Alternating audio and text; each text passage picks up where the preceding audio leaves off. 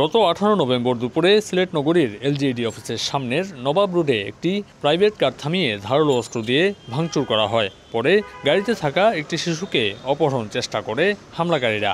একই দিন নগরীর সুবাহানীঘাট এলাকা থেকে এক ব্যবসায়ীকে অপহরণ করে হরিপুর এলাকায় নিয়ে দাবি করা হয় 4 লাখ টাকা মুক্তিপণ।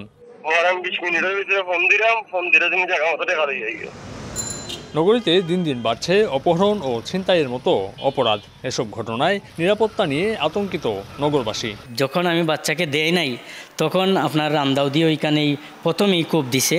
ওরা আমাকে বলে যে আমার বসের নাম ধরি বলে যে ফাইমকে বলিস ওর সন্তানকে নিতে উদ্ধার করতে আইয়া। ওরা হয়তো ভাবছিল যে আমার ছেলেকে যদি কিডন্যাপ করতে পারতো বড় মুক্তিপণ চাইতো এবং আমি ওইটা আমার ছেলের বিনিময়ে হয়তো তা থেকে দিতে পারতাম। তানজিও, অনিক আর ইসাম এই তিনজন গাড়িতে ছিল, আর আড়ালে আরও দুজন ছিল, হামজা আর দীপু।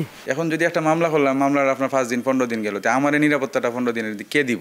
তাদেরকে আইনের আওতায় নিয়ে তাদেরকে উপযুক্ত শাস্তি দেওয়া উচিত। তবে দায়সারা বক্তব্য পুলিশের। অপরাধীদের ধরতে নিয়মিত অভিযানের দাবি সংশ্লিষ্ট এই কর্মকর্তার। এই ঘটনার সাথে যে জড়িত আমরা কিন্তু তাকে ইতিমধ্যে গ্রেপ্তার করতে সক্ষম হয়েছি।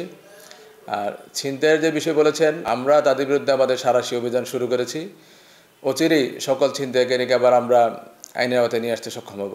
পুলিশের তথ্য মতে গত বছরের সেপ্টেম্বর থেকে চলতি বছরের অক্টোবর পর্যন্ত সিলেট নগরীতে 11টি অপহরণ ও 30টি ছিনতাই মামলা হয়।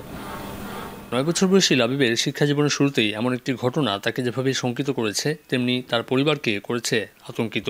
লাবিবের মতো সিলেটের বেশ কয়েকটি পরিবার এখন এমন ভয় নিয়ে দিন পার করছে। এই অবস্থা কাটিয়ে উঠতে প্রয়োজন আইনের যথাযথ প্রয়োগ, এমনটি মনে করছেন সুধীজনরা।